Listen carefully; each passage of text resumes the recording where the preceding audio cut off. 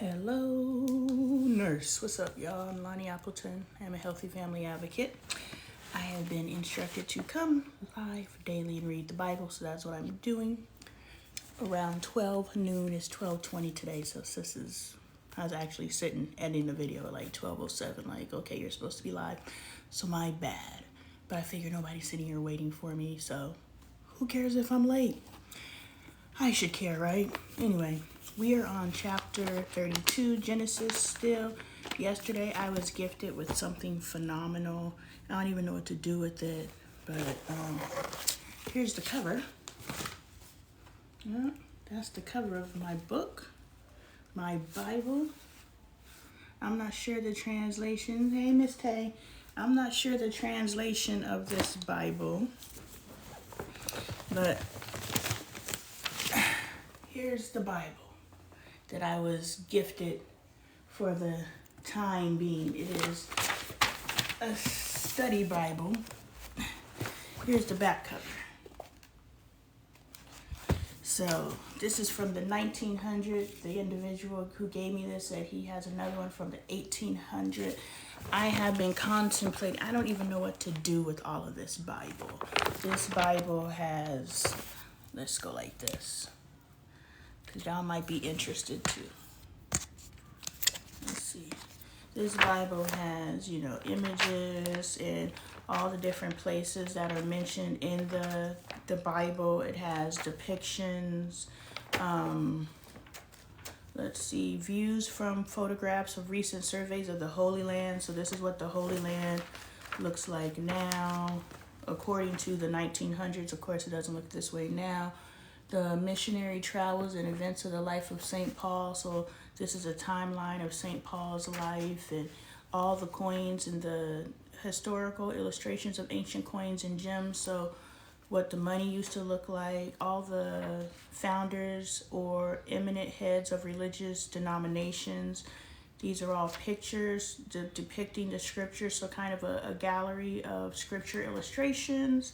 These are the parts that are talked about in the map. And yeah, and then I ain't even made it out to the back of the Bible.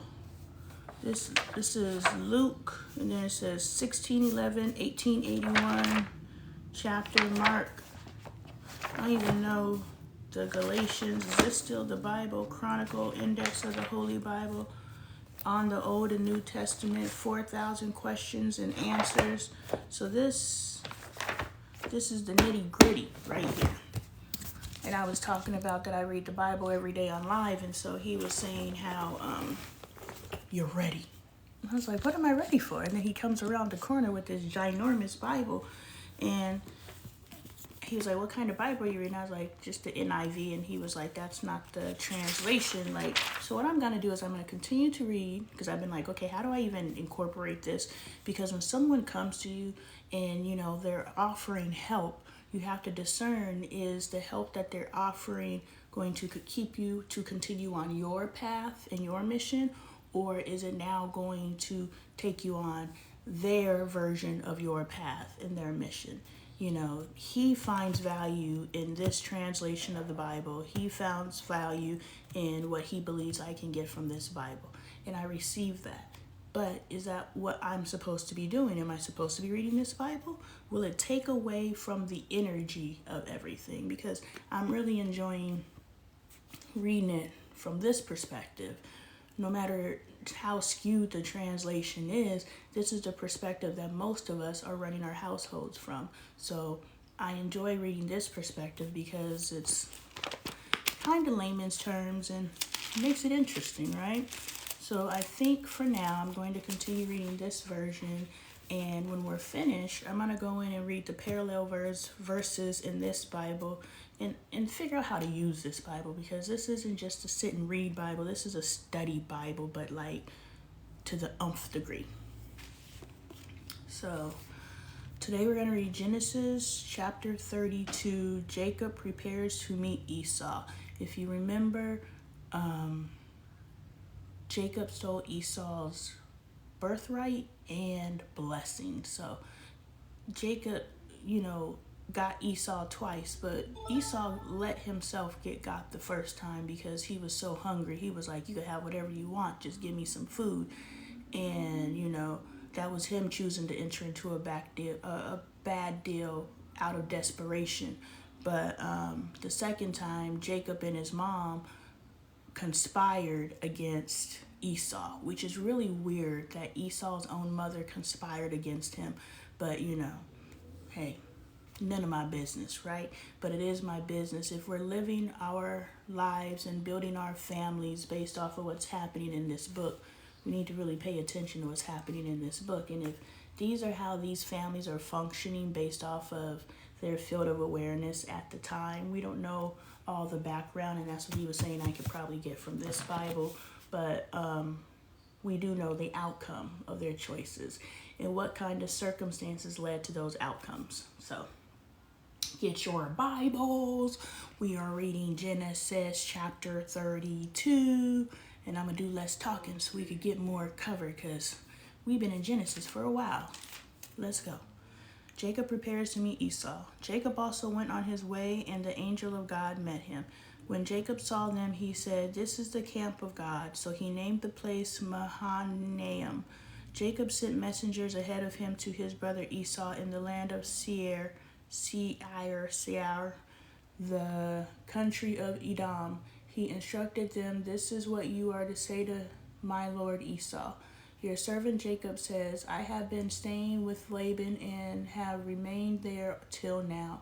I have cattle and donkeys, sheep and goats, male and female servants. Now I am sending this message to my lord, that I may find favor in your eyes." When the messengers returned to Jacob, they said, "We went to your brother Esau, and now he is coming to meet you, and 400 men are with him." Ooh, you already know because Jacob played Esau. So Esau might want to get some get right. Let's see what happens.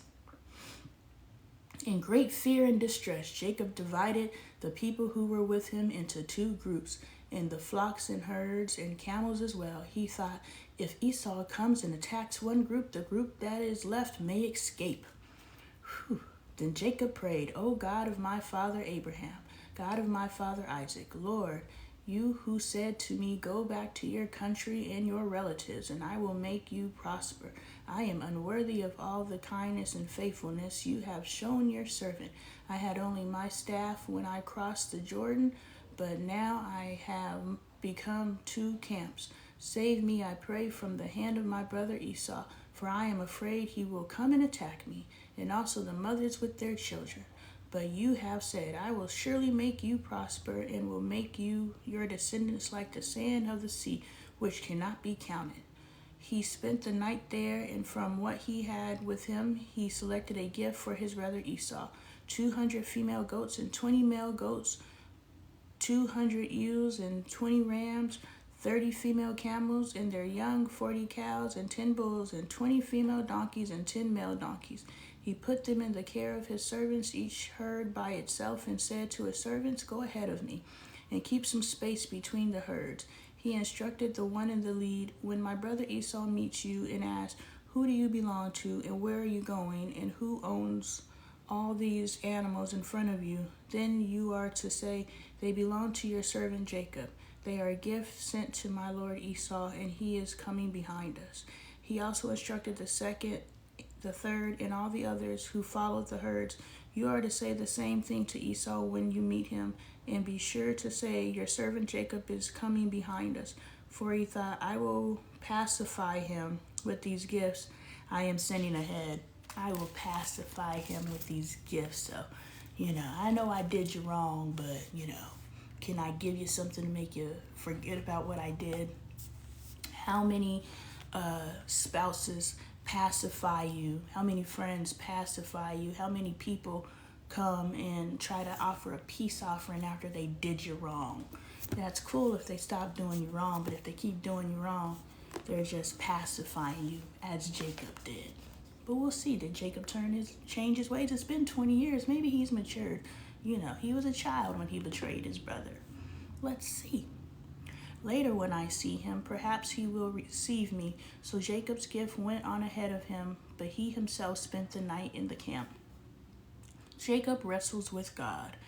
That night Jacob got up and took his 2 wives, his 2 female servants, and his 11 sons, and crossed the ford of the Jabbok. After he had sent them across the stream, he sent over all his possessions. So Jacob was left alone, and a man wrestled with him till daybreak. When the man saw that he could not overpower him, he touched the socket of Jacob's hip, so that his hip was wrenched as he wrestled with the man.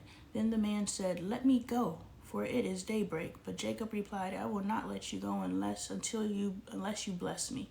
The man asked him, "What is your name?" "Jacob," he answered.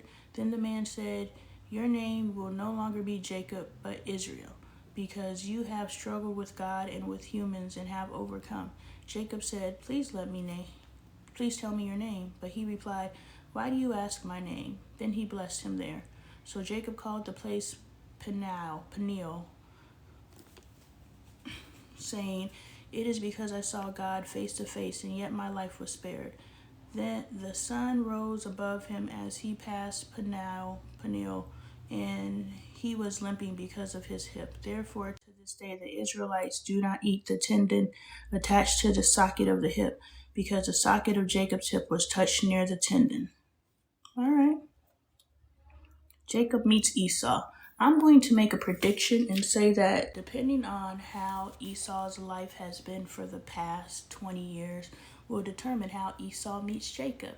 If Esau has just been, down and out and just life just screwing him over, then he's going to be still upset about what Jacob did, because he's going to blame Jacob for his misery. If he's been doing well, he's going to forget all about it. He's like, hey, I don't really care what happened in the past. Life turned out okay for me. So do you understand your willingness to release or hold on to the past is related to your outcome?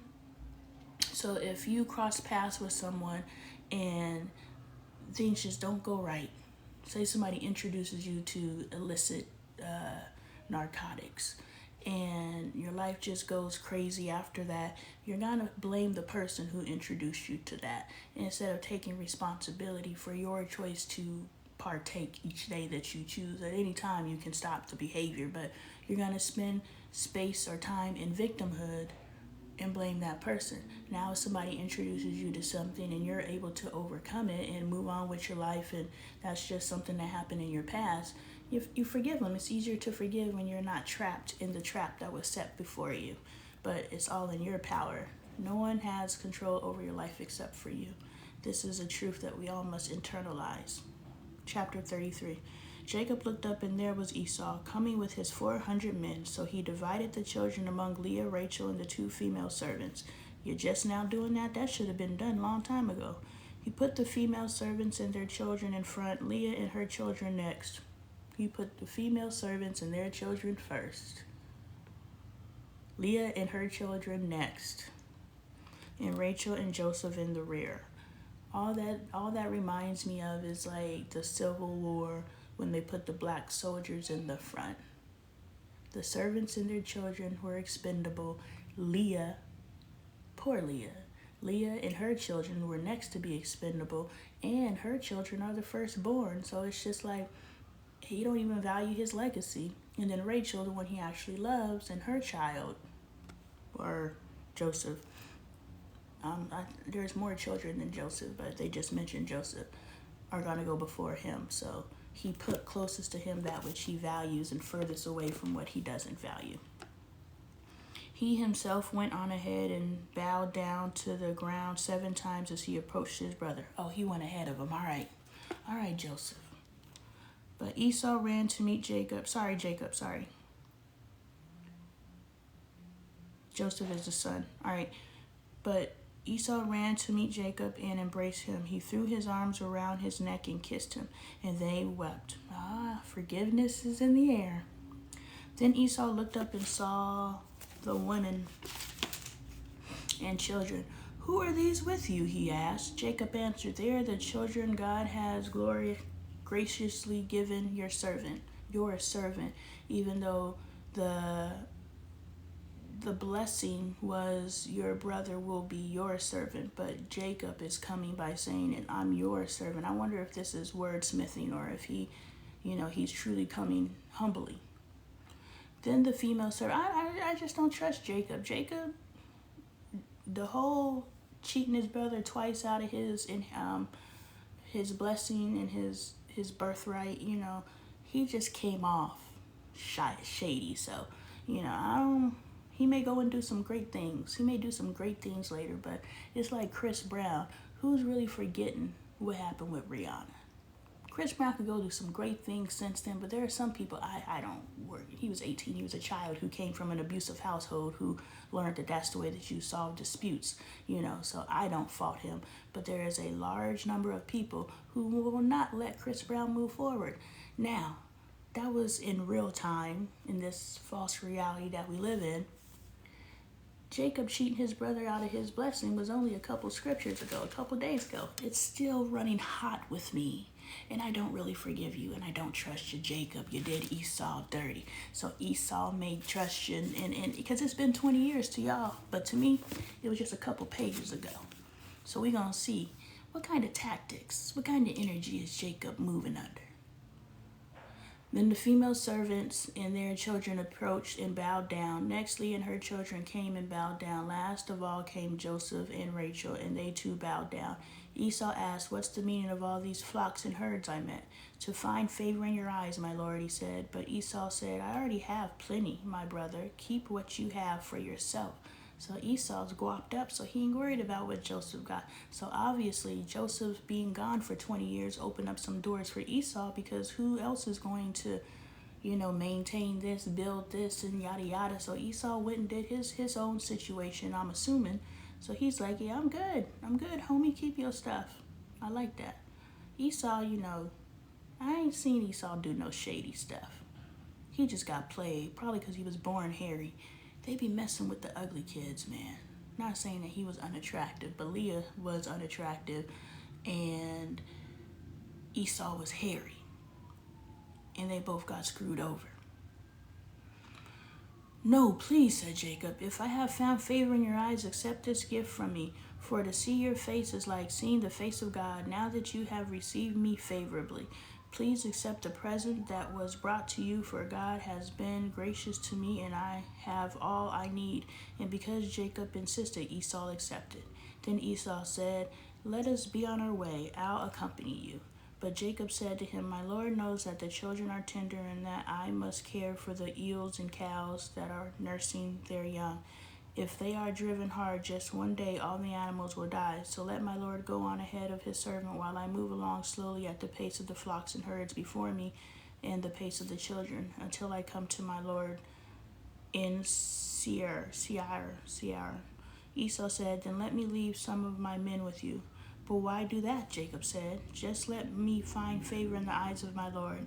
So that day Esau started on his way back to Seir. Jacob, however, went to Succoth, where he built a place for himself and made shelters for his livestock. This is why the place is called Succoth.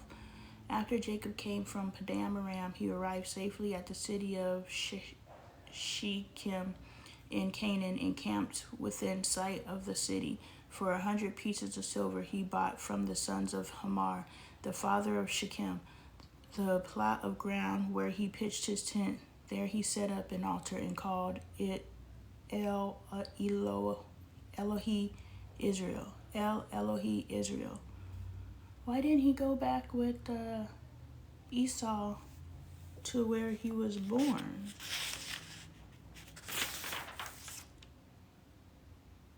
Ain't nobody on here with me, so I'm gonna study some stuff real quick. City saying, circumcised. Only in this condition will the men consent unto us to dwell with us. Okay, this is ahead.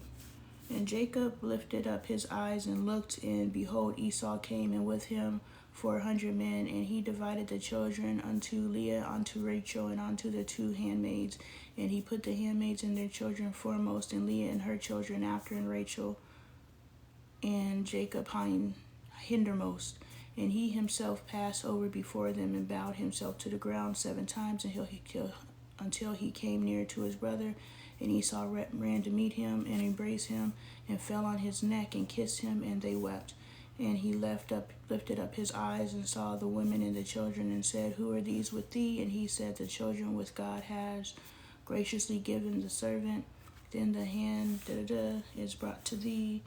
Let me see. And he said, Let us take our journey and let us go, and I will go before thee. And he said unto him, My Lord knoweth that the children are tender, and that the flocks and herds with me give suck. And if they overdrive them one day, all the flock will die. Let my Lord, I pray thee, pass over before his servant, and I will lead on softly according to the pace of the cattle that is before me, and according to the pace of the children, until I come unto my Lord, unto Seir. And Esau said, Let me now leave with thee some of the flock that are with me. This says the flock, this says the men. I wonder if that matters. And he said, What needeth it? Let me find grace in the sight of my Lord. So Esau returned. So it looks like, I don't know, it just seems like another tactic. I just don't trust Jacob. I'm sorry, I don't trust Jacob.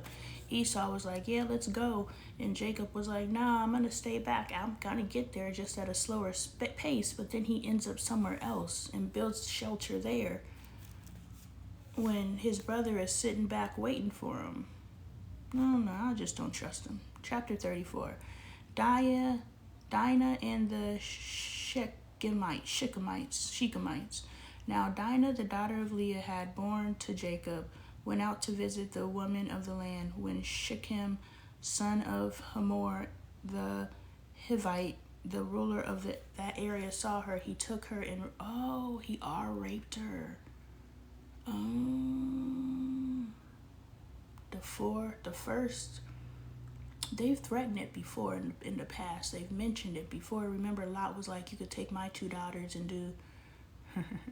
I'm here, hey, I can't see none of the numbers of the people that are in here, but that's okay. It just looks like I'm in here by myself. I appreciate you, Miss Tay, because I'm over here asking questions. I'm just like, hold on, why did he skirt his brother like that?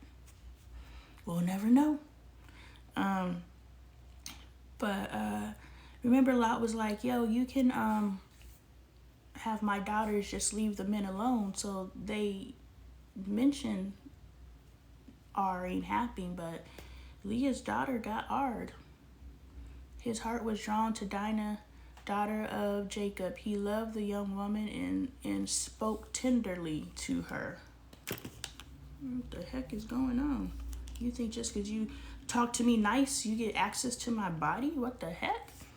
He loved the young woman and spoke tenderly to her. And Shechem said to his father Hamor, Get me this girl as my wife. Dang, that's all you got to do is say, Get me this girl as my wife. Let me see. When Jacob heard that his daughter Dinah had been defiled, his sons were in the fields with the livestock, so he did nothing about it until they came home. Oh, it's about to get good, girl. It's about to get good. Then Shechem's father Hamor went out to talk with Jacob, dad trying to de-escalate. Meanwhile, Jacob's sons had come in from the field. As soon as they had heard what would happen, they were shocked and furious because Shechem had done an outrageous thing in Israel by sleeping with Jacob's daughter, a thing that should not be done. But Hamor said to them, My son Shechem has his heart set on your daughter. Please give her to him as his wife. Intermarry with us, give us your daughters, and take our daughters for yourself. You're going to just pass some women around like, give us your daughters and take our daughters. Like, just disgusting. It's just disgusting when you think about women's rights and how far we've come and how far we were to where we didn't even have rights over our body. Like, it's like, take our women and we'll take yours. So how in the world did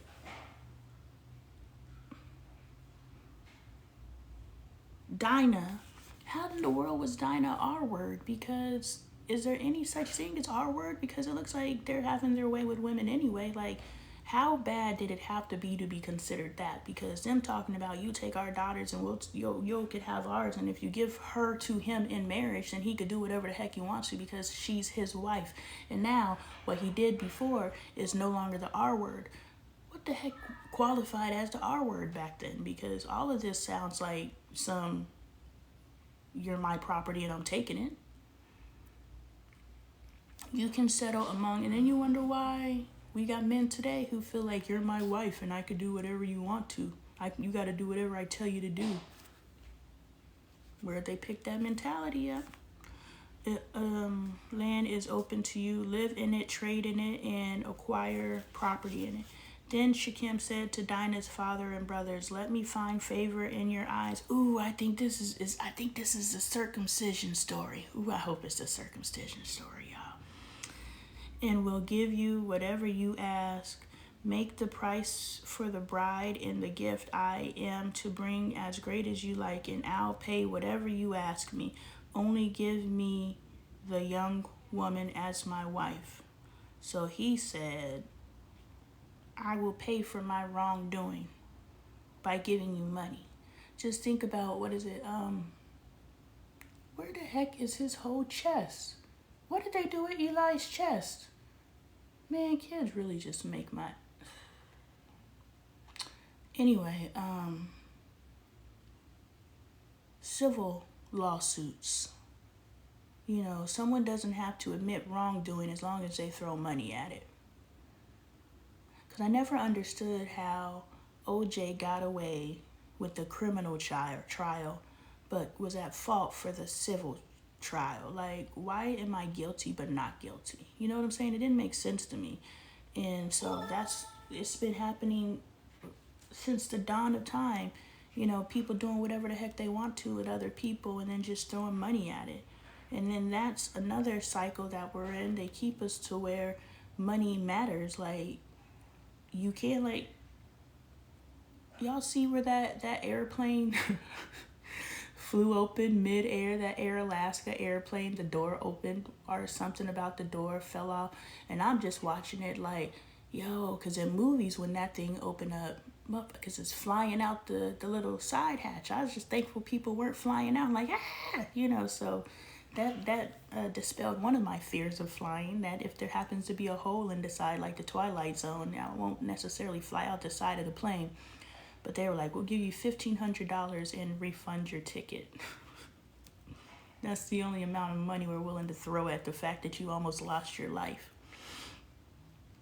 Because their sister Dinah had been defiled, Jacob's sons replied deceitfully as they spoke to... No wonder deceitfully. Jacob, I already see your offspring picking up the slack where you left off. As they spoke to Shechem and his father Hamor, they said to them, "We can't do such a thing. We can't give our sister to a man who is not circumcised." It is the circumcision story, y'all. Ooh, it's about to get gully up in here. "That would be a disgrace to us. We will enter into an agreement with you on one condition only, that you become like us by circumcising all your males. Then we will give you our daughters and take your daughters for ourselves. We'll settle among you and become one people with you. But if you will not agree to be circumcised, we'll take our sisters and go." Their proposal seemed good to Hamor and his son Shechem. The young man, who was the most honored of all his father's family, lost no time in doing what they said, because he was delighted with Jacob's daughter. So Hamor and his son Shechem went to the gate of their city to speak to the men of their city. "These men are friendly towards us," they said. "Let them live in our land and trade in it. The land has plenty of room for them. We can marry their daughters and they can marry ours. But the men will agree to live with us as one people only on the condition that our males be circumcised, as they themselves are. Won't their livestock, their property, and all their other animals become ours? So let us agree to their terms, and they will settle among us." So they were like, how can we come up? Everybody's looking for a deal. Hey, Trini Trin, everybody's looking for a deal. All the men who went out of the city gate agreed with Hamor and his son Shechem, and every male in the city was circumcised. 3 days later, y'all, while all of them were still in pain, 2 of Jacob's sons, Simon and Levi, Dinah's brothers, took their swords and attacked the unsuspecting city, killing every male, took everybody out, the whole city, because of one person's wrongdoing. Dang, I guess they didn't want no get back. They were like, we got to take everybody out. Man, the whole city got it. That's something to contemplate on. One person did something and everybody suffered the consequences for their choice. That's something to sit on. That's the collective, right? That's the collective. Our individual responsibility to the collective. The choices that we make have ripple effects, right? The butterfly effect. So, oh boy, did Dinah the way that he did her. And yeah, everybody died for his choice. Some ripple effect, that's a crazy ripple effect. That kind of makes you think, just be mindful of how you moving out here, because your movements affect other people, known or unknown. That's what I received from that.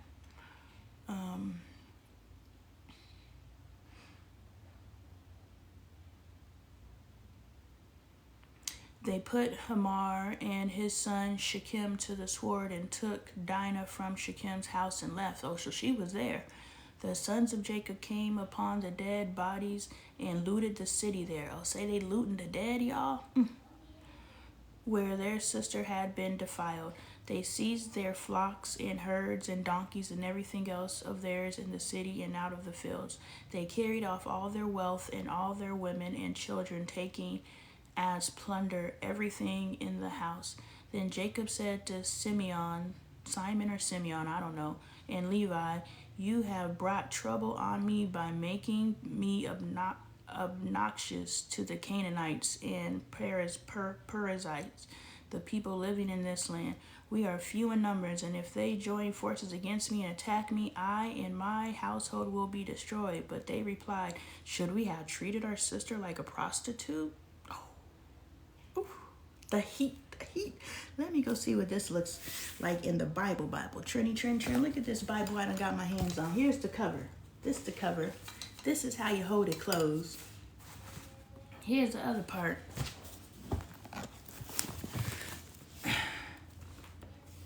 I had a friend who is a scholar who was like, oh, you reading the Bible? I'm telling you. He's like, oh, you reading the Bible? And he gave me this thing. What I'm supposed to do with this thing? He just got everything in it. You're gonna have to catch the replay of the live so you can see the walkthrough of this big old thing. But I just need to know. Chapter 34, verse 31. Let me see how this reads in this one. And they said, should he deal with our sister as with a harlot? So they called her a harlot. That's prettiest than any book I have. That's prettier than any book I have. I know, isn't it like... Let me show you. I'm gonna have to close my page because this is the presented to. This is a weight, y'all. This is in your put the top. It's from the 1900s. She said, take as long as you want with it. I got one from the 1800s. So, and then here's the back cover. Ow. Y'all know my fingers.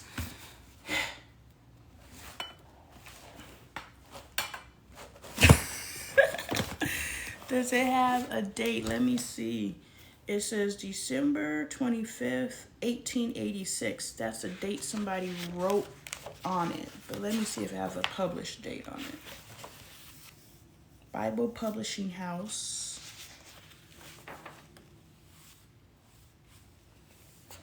It says the following awards were made for our illustrated edition of the Holy Bible. So awards were given for this. I don't know. Okay. Entered according to acts of Congress in the year of 1872. United States Centennial Commission Judges Report. It has a bunch of dates here about the awards. It was entered according to act of Congress in the year of 1872 in the office of the Librarian of Congress, Washington, D.C. So you know how books today have a date like on the first couple of pages? The only dates that I could find on this thing say 1876, 1876, 1874, 1874. Now I don't know if this, I don't know, but here. I love comparing Bibles from different areas. I know this is something. This is a blessing. I don't know how to navigate it, but it's pretty dope, friend. It's pretty dope. I'm gonna have to do a video where it has beautiful illustrations in it. You know. Oh, here's Leah and Rachel. Hold on. And that's Leah and Rachel. So it's really nice. Hold on. Here we go. Jacob returns to Bethel. Then God said to Jacob, "Go up to Bethel and settle there and build an altar there to God who appeared to you when you were fleeing from your brother Esau." So Jacob said to his household and to all who were with him, "Get rid of the foreign gods you have with you and purify yourself and change your clothes." All right, so they addressed the gods. I was curious. I was just like, they like, y'all got these gods, and far as I know, we don't like false idols. So they finally addressed it. I was wondering when they were gonna address it. And purify yourself in the waters of Lake Minnetonka.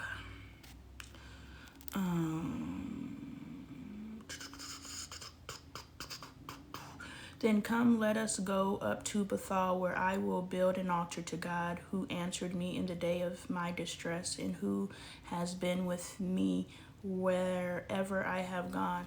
I don't like how they said when you fleed Esau, like Esau did something wrong. You stole his birthright.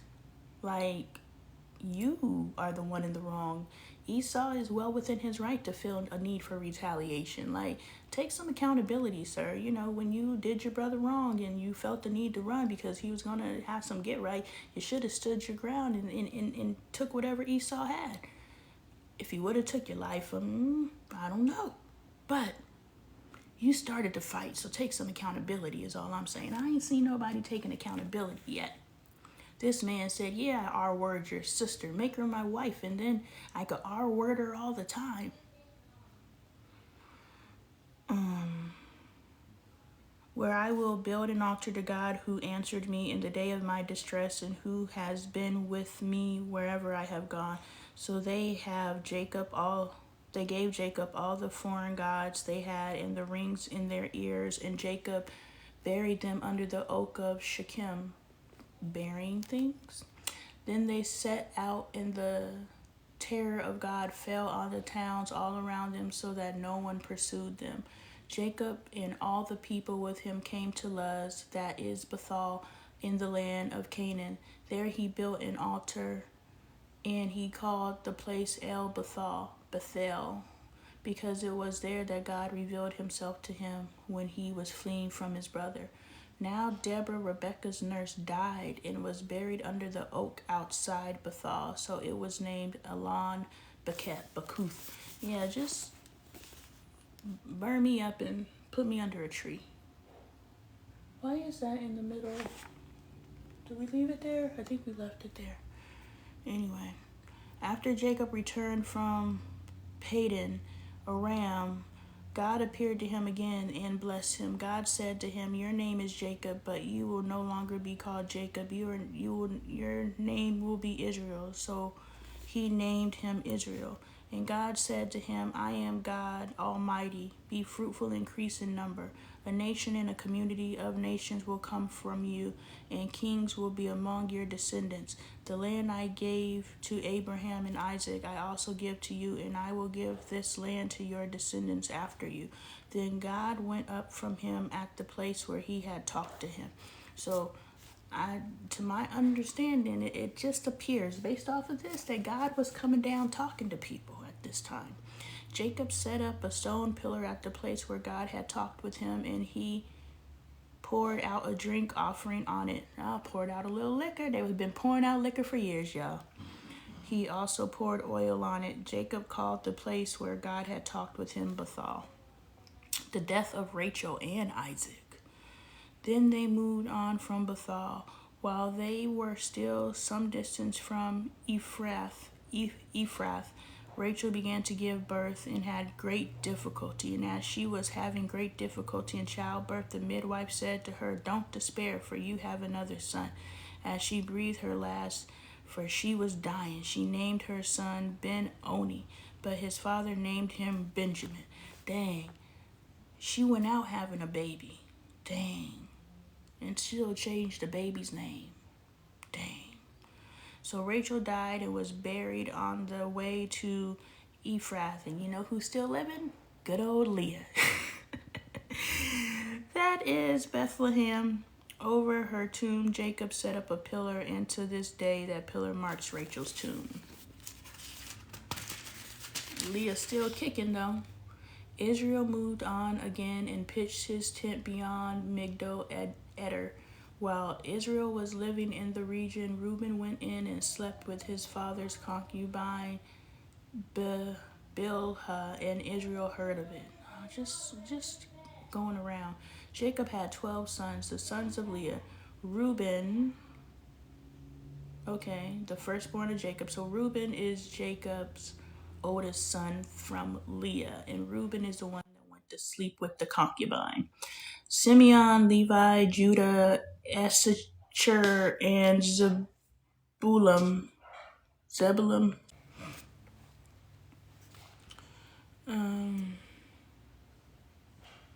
The sons of Rachel, Joseph and Benjamin. The sons of Rachel's servant, Bilhah. Oh, so Bilhah was old. Bilhah was Rachel's servant. Reuben went in and slept with his father's concubine, Bilhah. So Reuben went and slept with not only a concubine, which is, get it popping with daddy. So he slept with his dad's girl, but he also slept with someone old enough to be his mama. So he's sleeping with an old woman and his daddy's girl. Add some more depth to that. The sons of Rachel's servant Bilhah, Dan, and Naphtali, and his half-brother's mama. He slept with his half-brother's mama. The layers. The sons of Leah's servants Zilpah, Gad, and Asher. These were the sons of Jacob, who were born to him in Padan Aram. Jacob came home to his father Isaac in Mamre, near Kiriath Arba, that is Hebron, where Abraham and Isaac had stayed. Isaac lived 180 years. Then he breathed his last and died, and was gathered to his people, old and full of years. And his son Esau and Jacob buried him. Esau's descendants. All right, Esau has re-entered the chat. I like Esau so far. He ain't done nothing wrong. He just got played. He's been played his whole life. Esau was not loved by his mother, and we can assume this. Again, this is my interpretation. Who's gonna tell me I'm wrong? Esau wasn't loved by his mother, and we can determine this based on the fact that she straight up stole his birthright. Not his birthright, but straight up stole his blessing. So he grew up feeling like a problem.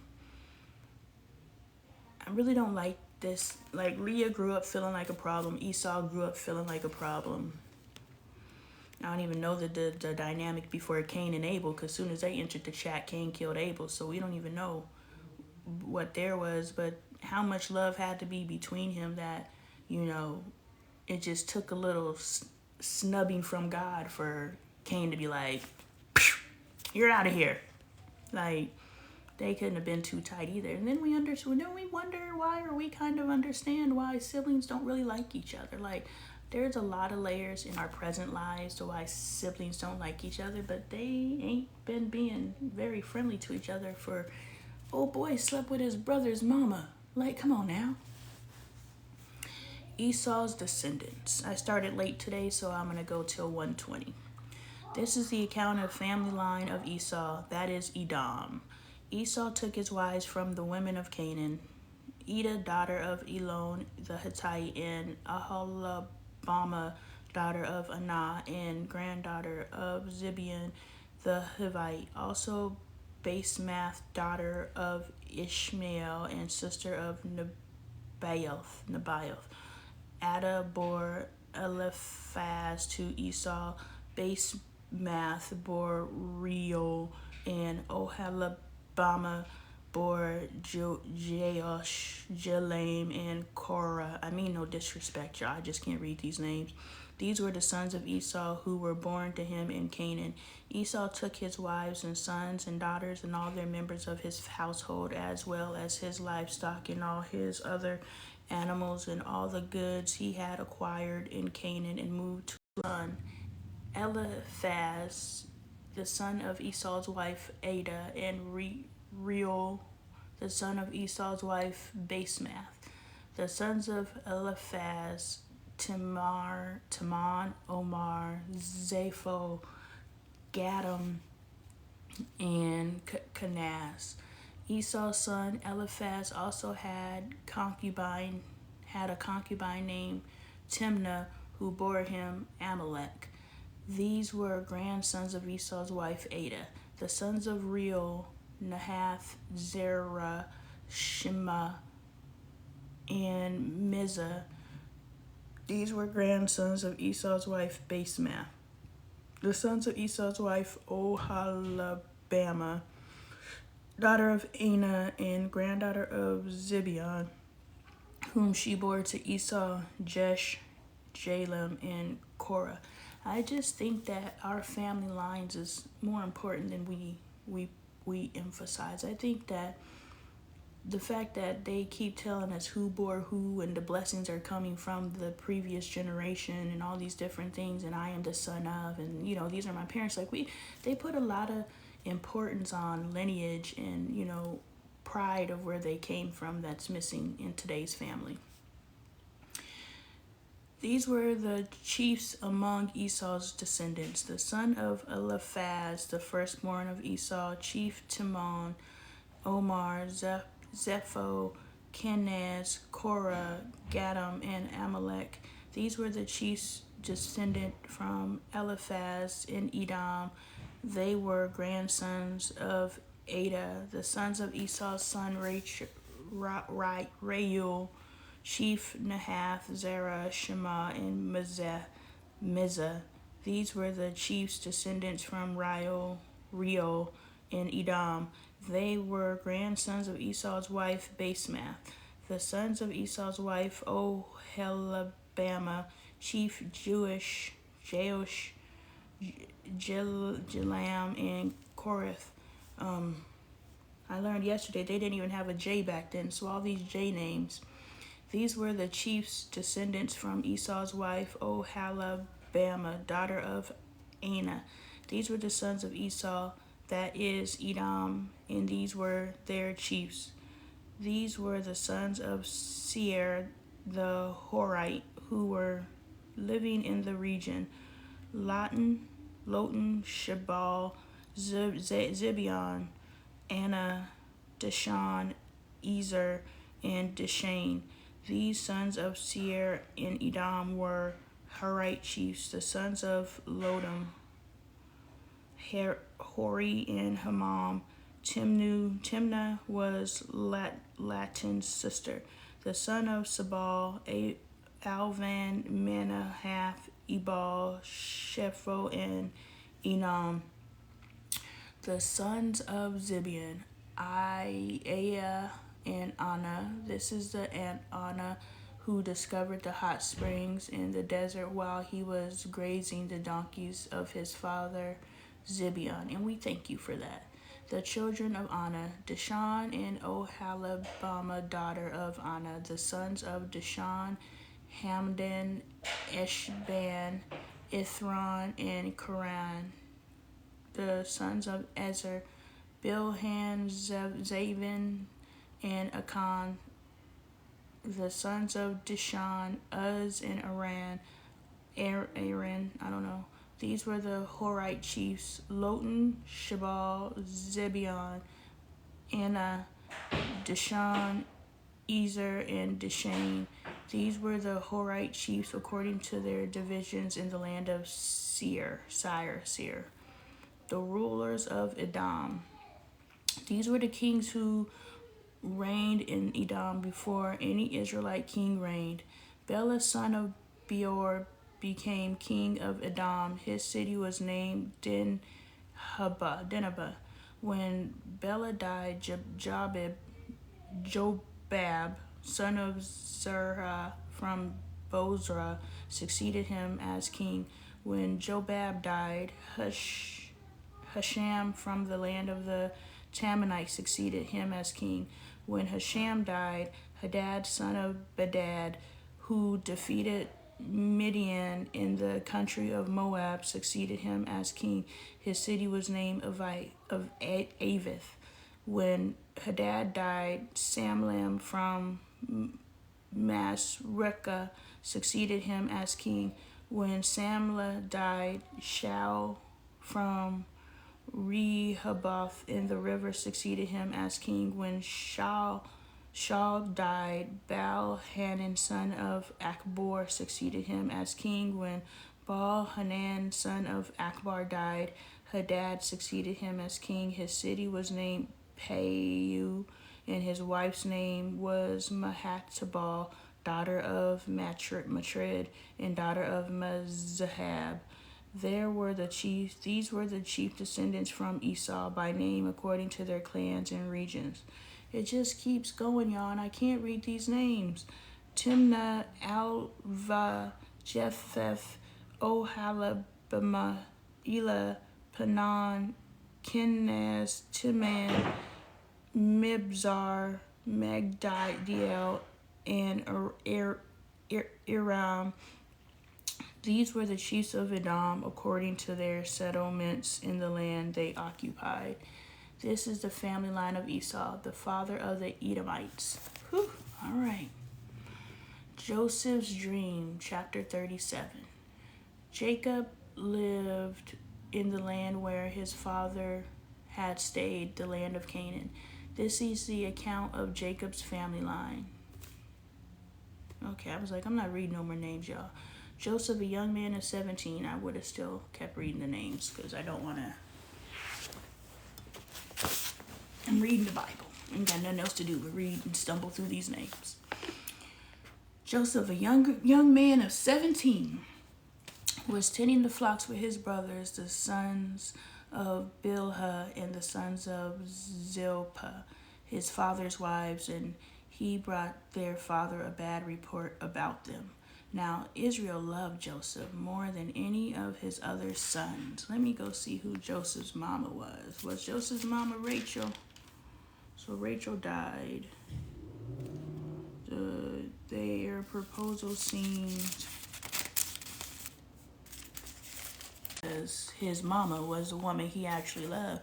It says in this one, now Israel loved Joseph more than all his children because he was the son of his old age. It says the same thing in this Bible. I think it's because it was Rachel's baby. I'm going to keep it G. And he made an ornate robe for him. When his brothers saw that their father loved him more than any of them, they hated him and could not speak kind words to him.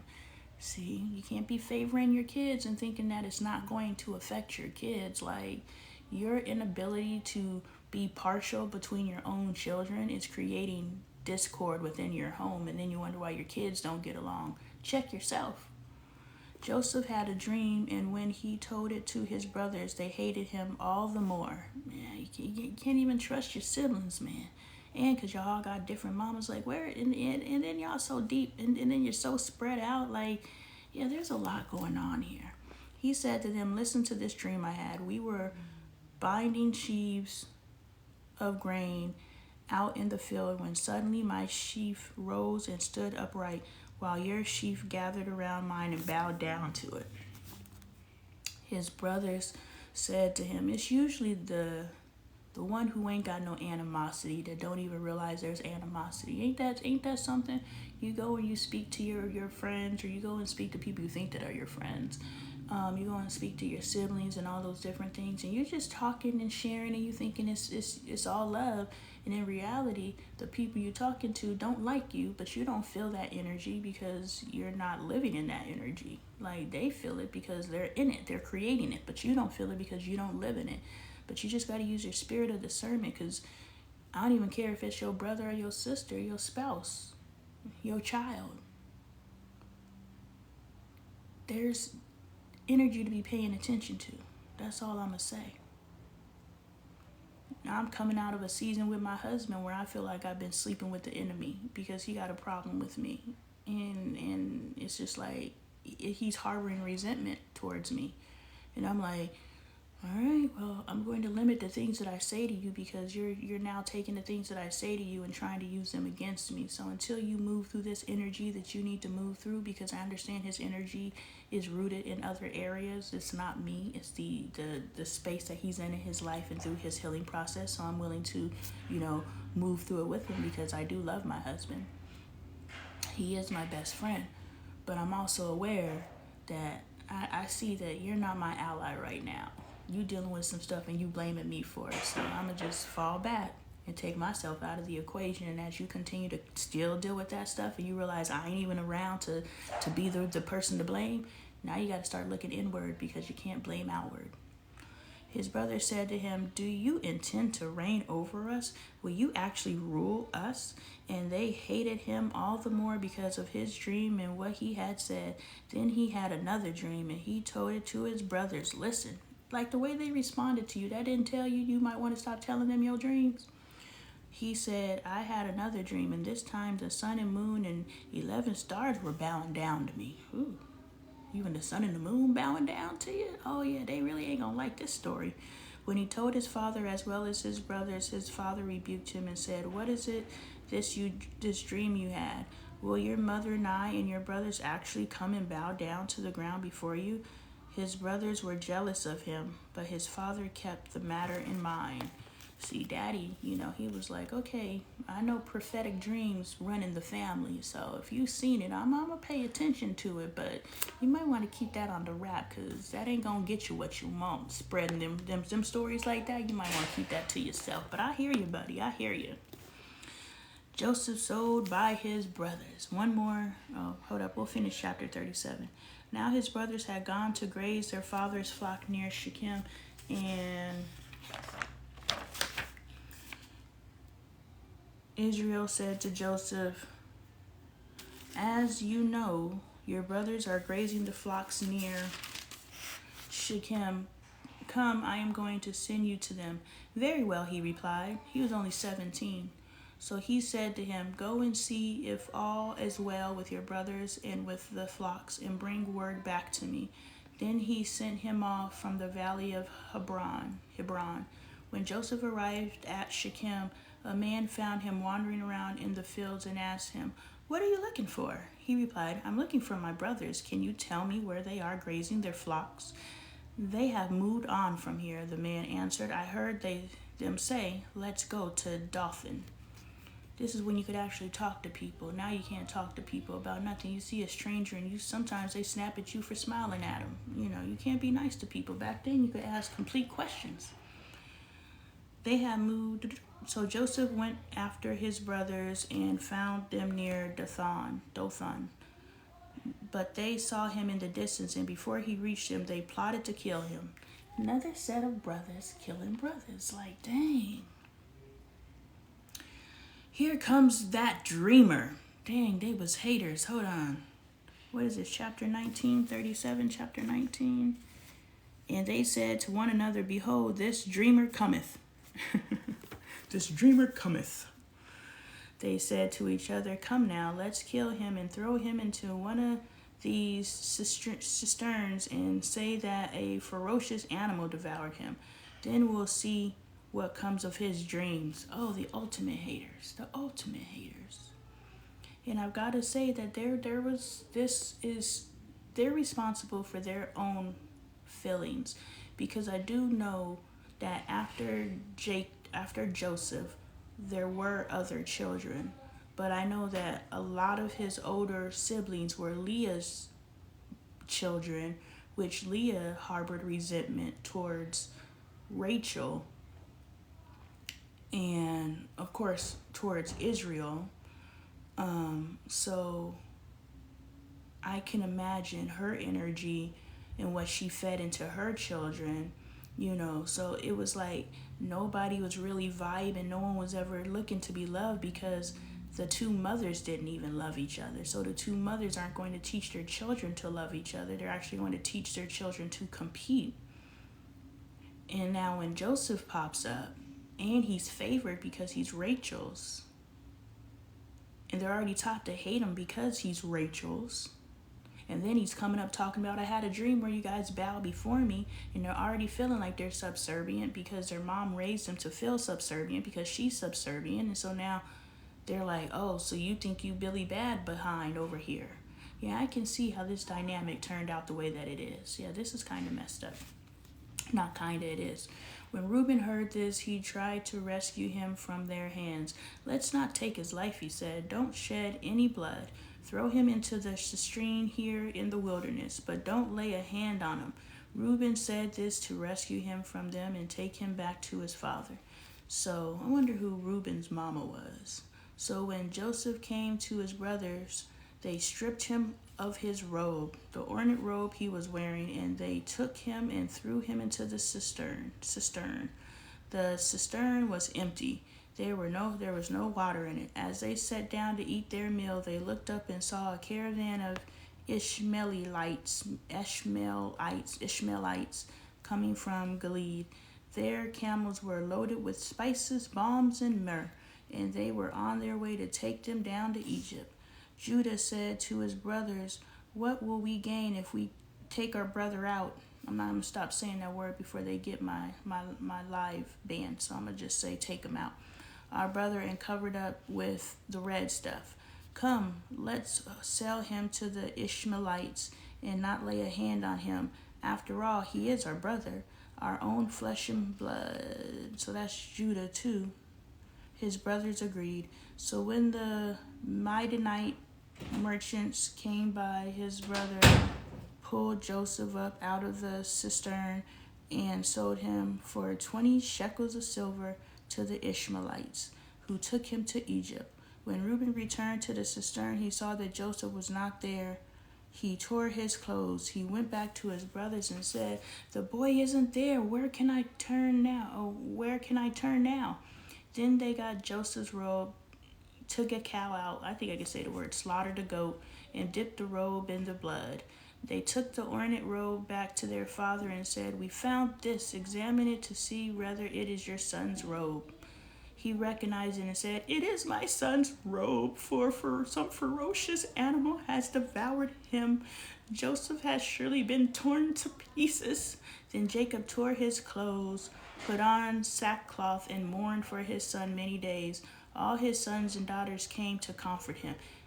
Shady, like what is like, I'm just thinking about the relationship with my own children. I'm just like, you deceive me to think that my child is no longer on this earth, and then you come and comfort me when you know the real? Just low. Like, what is the family dynamic? Where is the love? Like, for real, this is the epitome of fake love.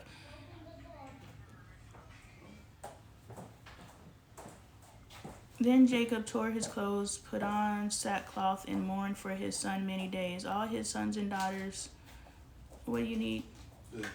I put it on the mantle yesterday. Came to comfort him, but he refused to be comforted. No, he said, I will continue to mourn until I join my son in the grave. So he said he gonna mourn his son until he dies. So he ain't coming out of this state of mourning, which is where my husband is. He's still mourning his son with the same... Bye. With the same, I don't know. I've never lost a child, and I'm gonna leave it at that. So his father wept for him. Meanwhile, the Midianites sold Joseph in Egypt to Potiphar, one of Pharaoh's officials, the captain of the guard. All right, so we're gonna stop there. Tomorrow we'll read Genesis chapter 38. I'm not gonna do any teaching tomorrow. I'm just gonna read the Bible. I don't know if I'll ever officially do teaching, because that's putting too much on me. I don't want to have to, prepare a message.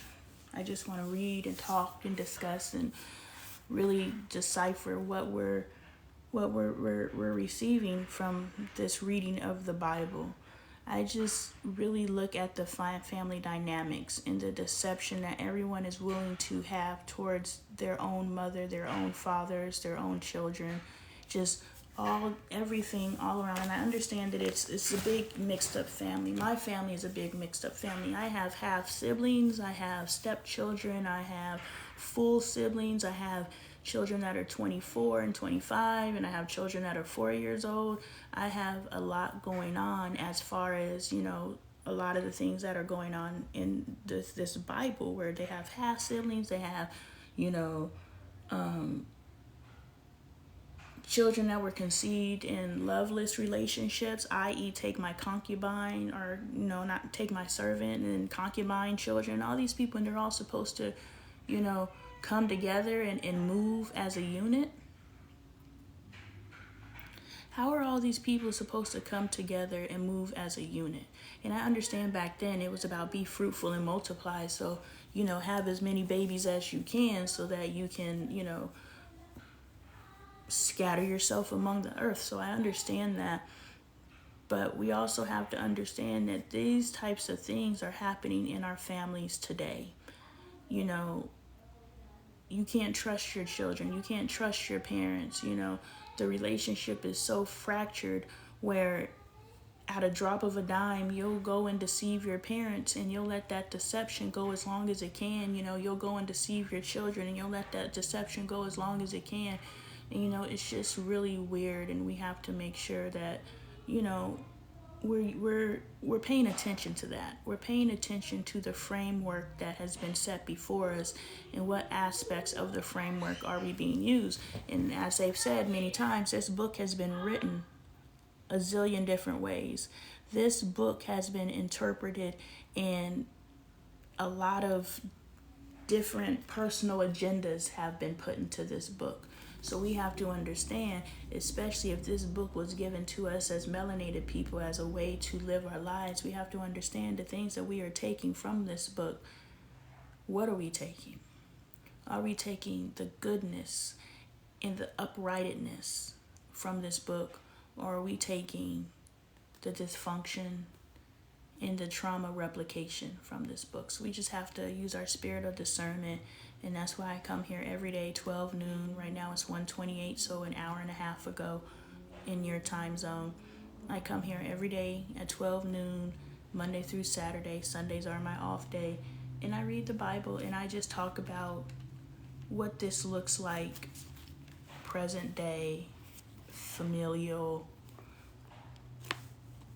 interactions, and how we can save ourselves from this, because a lot of the dysfunction, I just need the backstories to what's going on here. What was the day-to-day life between Leah and Rachel? What was Leah saying to her children in relation to Rachel's children, that they looked at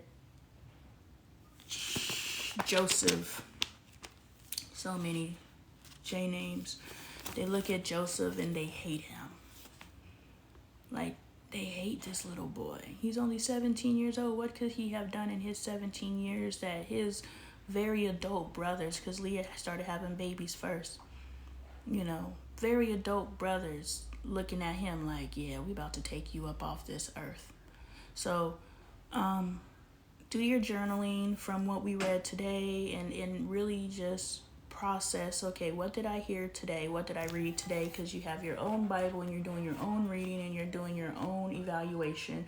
I'm just evaluating to let it be known that I haven't been smited yet for reading the Bible and asking questions. So I think you'll be okay.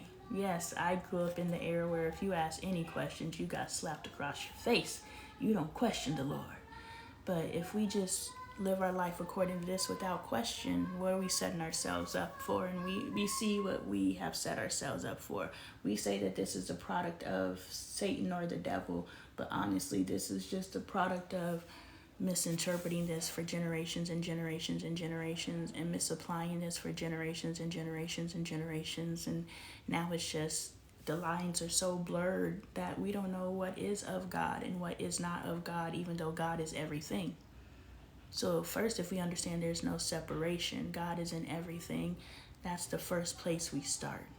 And then we can take this book that a lot of us have a bias against and actually read it and understand that, yeah, that doesn't make sense. So I'm going to get rid of that. That's not a part of my God relationship. But that right there, in order for me to get to that right there, I had to go through all that. Had to go and clear it out. Had to clear it out in order to get to what I needed from this. Because guaranteed there's something in every holy book. This is just a holy book that I have chosen to read. There is something within every holy book that can get you the life that you desire, get you to the place of faith and belief in self, to where you can stand solid in knowing what you can create and actually start creating it. So you guys have a great day. Oh yeah, those of you who aren't familiar with me, Lonnie Appleton, I'm a healthy family advocate. I was instructed by God to read the Bible every day at noon. So that's what I'm doing. You guys are journaling when you're done. You can also pick up your merch, LonnieLifestyle.com. You could pick up my books,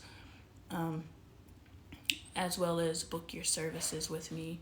I coach, I do energy worksheets where I help you work through the energy of things, blocks that you have in your life.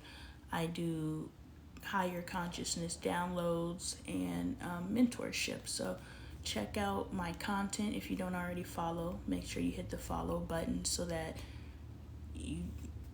I'm just out here living my life and helping everybody else understand that they can figure out their life too. They don't have to default into what they were born into. You don't have to default into how you were raised. You can move away from that. And if you're raising children, raise your children so that they don't have to unlearn what you taught them. Raise your children so that they can apply what you have to teach them with their own philosophies, and they can create their own reality. Because in reality, us as parents, we're here to guide our children in accordance to the wisdom that we have acquired over our lifetime. Our children are to bring the new perspective so that they can help move us forward into the present reality that we live in. That's why we as elders are looking at the cell phone like, can you help me with this? Or we're looking at the TV like, can you help me with this? So our children are able to function successfully, effectively in the present reality that we live in. So they're able to take that awareness and combine it with our wisdom and elevate themselves and elevate us. So we continue to grow through them and we grow them through us. That is what it's supposed to be. It is not supposed to be us, making sure they live the way that we want them to live until you get out my house and then you can do what you want. Now you just wasted 18 years. You set your child 18 years behind when everybody else's child is 18 years ahead. Do you want your child to have to come back and work through all of the stuff that they could have worked through in those 18 years with you? Or do you want them to be able to use those 18 years so that when they leave your home, whenever they choose to leave your home, they ready? That's the choice of your own. So I will see you guys tomorrow.